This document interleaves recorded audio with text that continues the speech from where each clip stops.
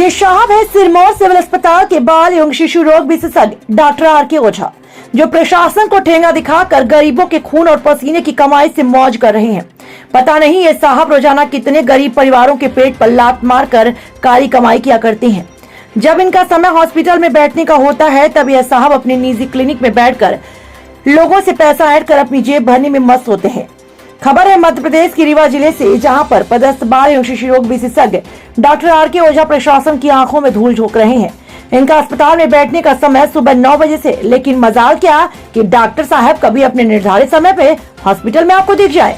जब डॉक्टर साहब का हॉस्पिटल में बैठने का समय होता है तो वो अपनी निजी दुकान खोलकर गरीबों के खून और पसीने की कमाई को लूटने में व्यस्त और मस्त रहते हैं। सुबह 8 बजे से रीवा से चलकर 9 बजे अपनी लग्जरी वाहन से सिरमौर पहुंचते हैं। इतना ही नहीं, डॉक्टर आर.के. ओझा जिस क्लिनिक में प्राइवेट प्रैक्टिस करते हैं उसमें एक मेडिकल भी संचालित है, जो राजेश मेडिकल स्टोर के नाम से है। वो मरीजों को देखते हैं और वहीं उनको दवाई लेने के लिए मनमानी रेट पर मजबूर करते हैं, जबकि ये पूरा कार्य नियम के विरुद्ध है। इसकी शिकायत ग्रामीणों ने कई बार सीएमओ और जिला कलेक्टर से की, लेकिन नतीजा शून्य रहा। अब देखना होगा कि खबर चलने के बाद क्या असर होता है और डॉक्टर साहब पर क्या असर होता है और क्या कार्यवाही होती है। आइए दिखाते हैं इस पूरे मामले को विस्तार से। रीवा सिरमौर से कुछ द्विवेदी की रिपोर्ट। सर, दूसरा मामला आर.के. ओझा का है। आपके पास कई बार ये बातें आ चुकी हैं, आपके संज्ञान में भी है, लेकिन आपके द्वारा अभी तक कोई कार्रवाई नहीं की जा रही। क्या कुछ दबाव है किसी बड़े नेता का? नहीं, नेताओं का तो किसी को दबाव नहीं, कभी फोन भी नहीं आया किसी का। आपने बताया था, मैंने ओझा जी से बात भी की थी, उनको कहा था देखिए अस्पताल टाइम में आप हॉस्पिटल में बैठिए। उन्होंने कुछ दिन शुरू भी किया था, अब फिर देखते हैं क्या गड़बड़ी आ गई पुनः।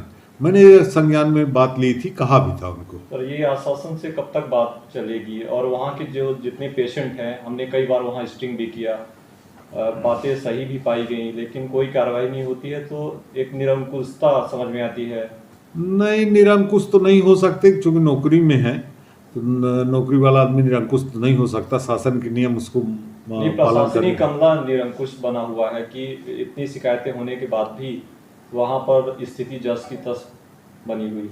नहीं, अब देखते हैं, हम उनको थोड़ा कड़ाई से पेश आते हैं और देखते हैं कैसे नहीं बैठते वो। देखने को आया कि पारदर्शक नहीं, मतलब आपकी शिकायत होने के बाद भी, और आपने एक बार कार्रवाई भी कहा है जैसे आपने कहा, लेकिन उस पर निष्पक्ष नहीं हो पा रहे, तो इसमें आगे और क्या कार्रवाई करेंगे? नहीं, अब कानूनी कार्रवाई करेंगे। पहले तो समझाइश दी जाती है, आदमी को समझाया था, हमने कहा भी था, उन्होंने शुरू भी किया था कुछ समय, लेकिन अब फिर से ऐसा है तो कानूनी कार्रवाई करनी पड़ेगी। अभी कब तक माना जाए कि आप इस पर मामले को जल्द से जल्द संज्ञान में लेंगे? नहीं, हम हफ्ते 15 दिन के अंदर संज्ञान में ले लेंगे। थोड़ा जांच करा लें, उनको दिखवा ले, रिपोर्ट अपने पास आ जाए लिखित, फिर उसके बाद इस पर कार्रवाई शुरू करें।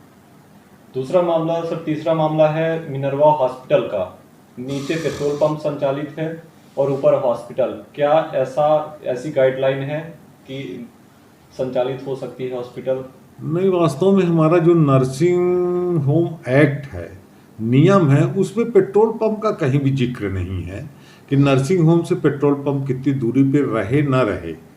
ये फायर उसमें पेट्रोलियम मंत्रालय का जरूर नियम है, उसमें जरूर हमने देखा है कि 50 मीटर से नज़दीक नहीं होना चाहिए कोई भी हॉस्पिटल या संस्था। इस तरह का पेट्रोलियम मंत्रालय का नियम है, इसलिए इसमें जो है हमने लिखा था, नगर निगम को भी लिखा था, और कि इसमें संज्ञान में ले, लेकिन अभी कार्रवाई नहीं हो पाई।